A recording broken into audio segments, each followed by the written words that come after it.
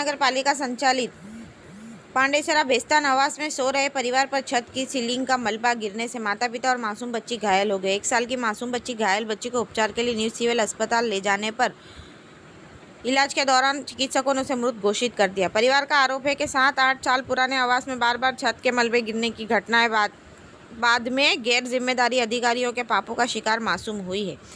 पीड़ित परिवार किराए पर रहता था। परिवार ने कहा कि प्राथमिक उपचार के बाद माता पिता को छुट्टी दे दी गई, लेकिन उनकी बेटी की मौत से अनजान रखा गया। हालांकि रविवार आधी रात को हुई इस घटना के बाद आवास के लोगों में आक्रोश है।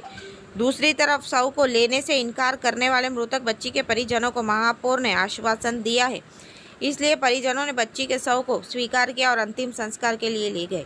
मृतक की बुआ ममताबेन ने बताया कि सिया प्रदीप पांडे महज 1 साल की थी। रविवार की रात खाना खाने के बाद परिजन सो गए। पांडेसरा के बेस्तान स्थित सरस्वती आवास की 20 इमारतों में से एक इमारत की छत का मलबा अचानक धमाके के साथ गिरने से माता पिता और एक मासूम बच्ची गंभीर रूप से घायल हो गए। आनन फानन में पूरा आवास एकत्रित हो गया। सभी को मलबे से बाहर निकाला गया और इलाज के लिए अस्पताल ले जाया गया, जहां सिया को मृत घोषित कर दिया गया।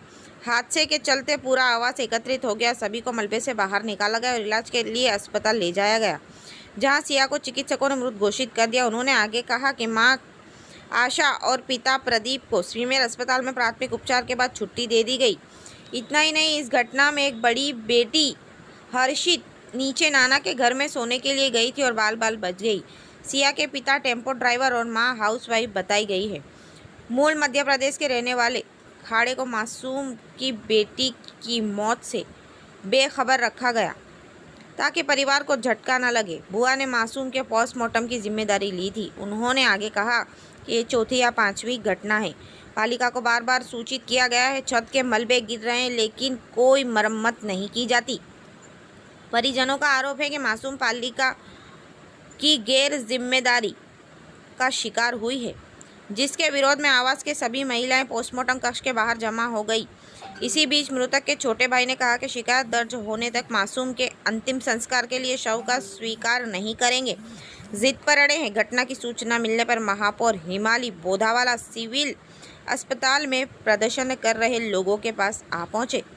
महापौर ने घटना को दुखद बताया। निवासियों द्वारा शिकायत करने और निवासियों को समझाने के बाद महापौर ने सभी लोगों को वडोद आवास में स्थानांतरित करने का आश्वासन दिया। इसके बाद परिजनों ने बच्ची के शव का स्वीकार किया और अंतिम संस्कार के लिए ले गए।